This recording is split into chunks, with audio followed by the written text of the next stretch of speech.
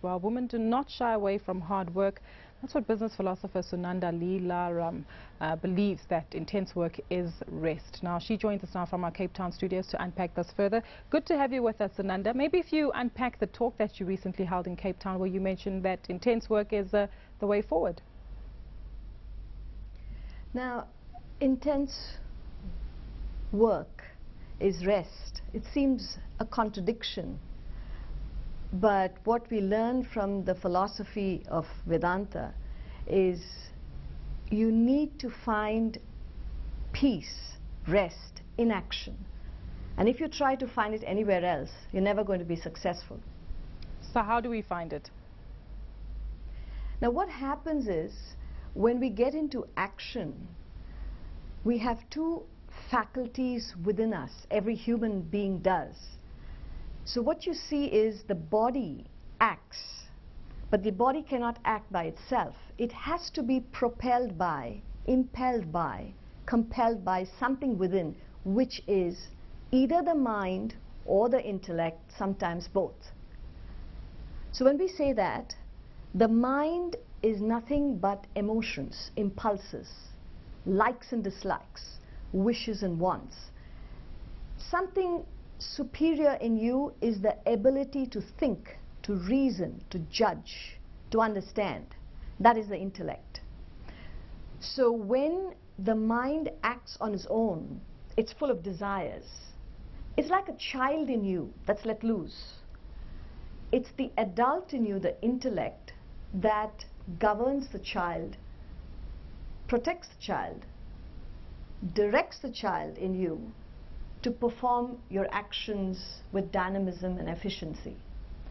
So what should really happen is the body acts dynamically while the mind is at rest and peace.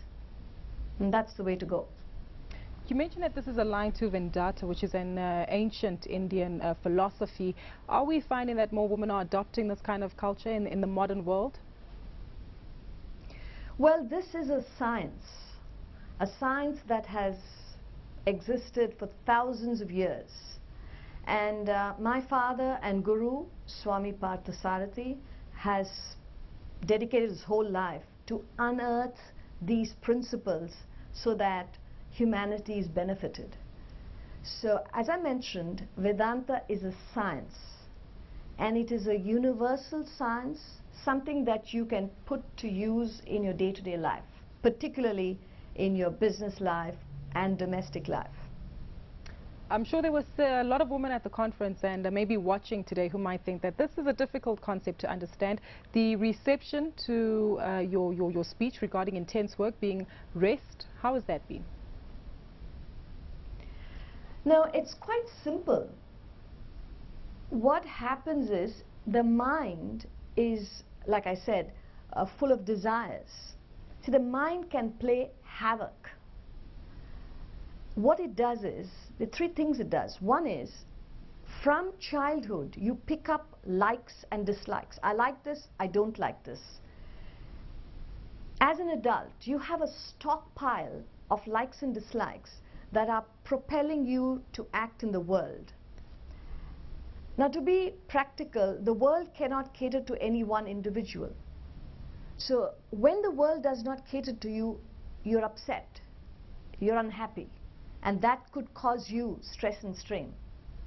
Also, what you like need not necessarily be the right thing for you, according to you. The mind has another tendency. It rambles in the past and goes into the future. So work per se, though you work the whole day long, that cannot tire you. But it's the worries of the past and anxieties for the future that saps your energy, that drains your energy. Now, for example, a child is full of energy. An adult has more strength and yet lacks that energy. What's the secret? Indeed, Sunanda, it does seem as though you're revealing that secret to us today, that maybe we should be living in the moment and focusing more on the present, even though we are at work, Alec? But that was business philosopher Sunanda Leelaram.